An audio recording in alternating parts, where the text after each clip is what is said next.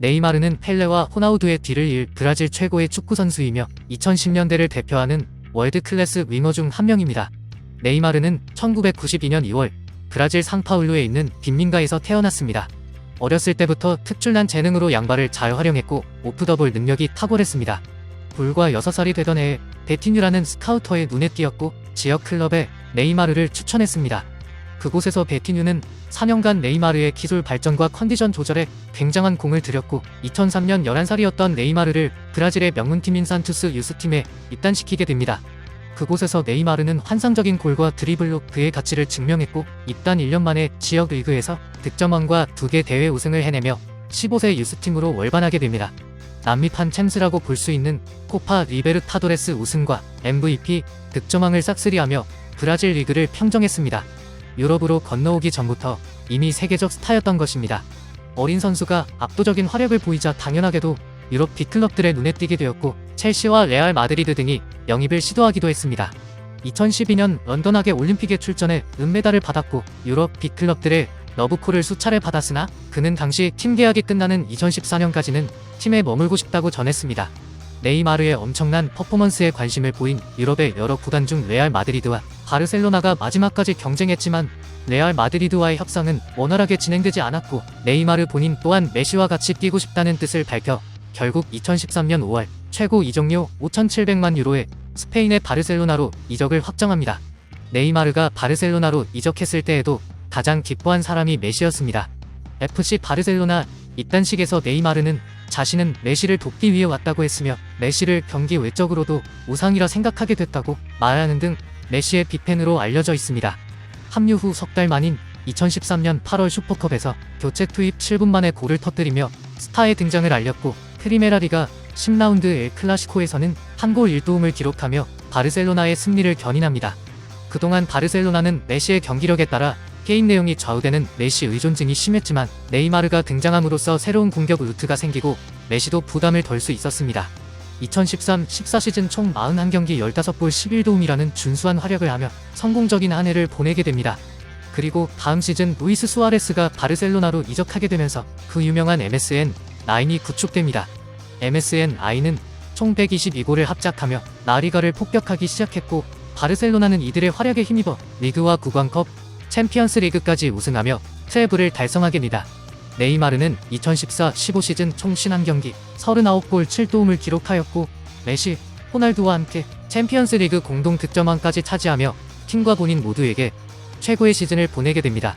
발롱도르 3위권에 2차례나 올랐으며 월드베스트 11을 2번 수상했고 브라질 대표팀 역대 A매치 득점 1위 등 화려한 커리어를 보유하고 있지만 네이마르가 가진 엄청난 능력과 화려한 경력에 비해 시대를 잘못 타고난 2인자라는 평가를 받기도 합니다. 그가 발롱도르를 받고도 남을 만한 선수이며 못해도 최소 한 번은 수상할 거라고 예상하는 전문가들이 많았지만 안타깝게도 아직 그런 일은 일어나지 않았습니다.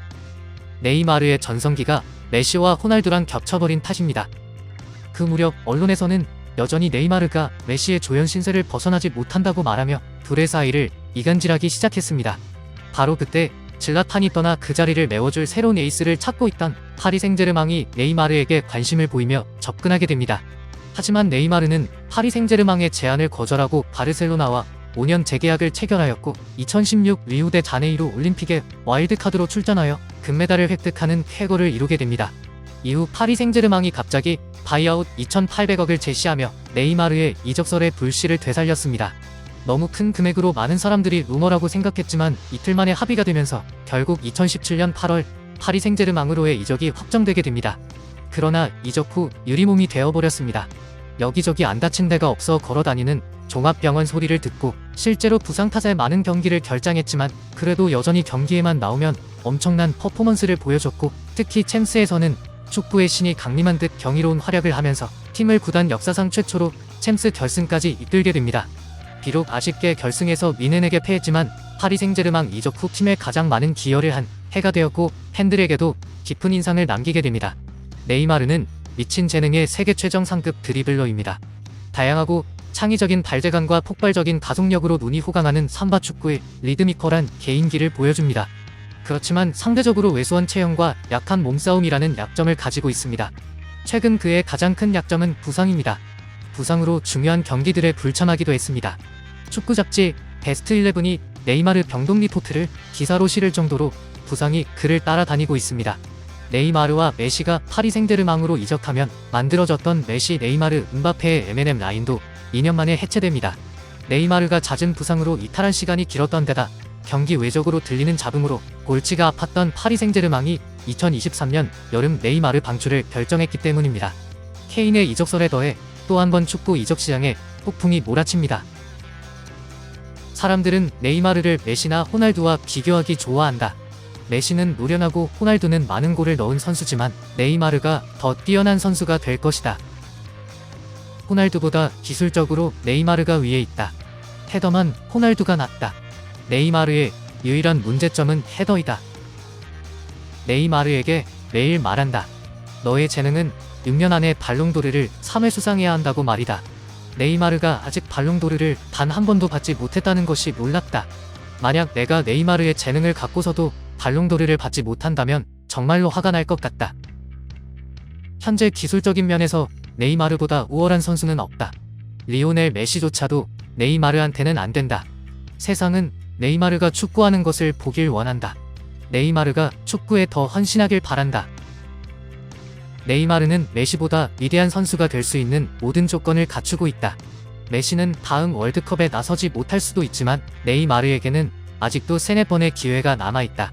네이마르는 메시보다 더 완벽한 방법으로 역사에 이름을 남길 수 있다. 아마도 내가 기록했던 1000골을 넘길 것이다. 하지만 그렇다고 하더라도 나한테는 안 될 것이다. 그는 완벽한 선수다. 모든 것을 다 가졌다. 네이마르는 천재적이며 화려한 선수다. 공격수에게 필요한 모든 기술을 갖췄다.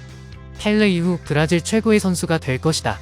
지금은 메시와 호날두가 있지만 언젠가는 네이마르가 세계 최고의 선수가 되리라는 것은 의심의 여지가 없다. 브라질 축구 역사상 펠레 이후 2번째로 뛰어난 선수가 될 수 있다. 나에게 네이마르는 오늘날 이 세계 최고의 선수이다. 메시? 메시는 외계인이다. 하지만 난 지금은 네이마르의 순간이 왔다고 생각한다. 전 세계가 네이마르를 따르고 있고 뭘 하는지 지켜보고 있다. 심지어 축구를 좋아하지 않는 사람조차 네이마르에게 관심이 있다. 현존하는 세계 최고의 선수 4인을 꼽으라면 리오넬 메시, 크리스티아누 호날두, 네이마르 그리고 아자르다. 메시와 호날두를 제외하면 그 누구도 네이마르의 레벨에 근접한 선수를 보지 못했다. 정신적으로도 신체적으로도 잘 준비가 되어 있다.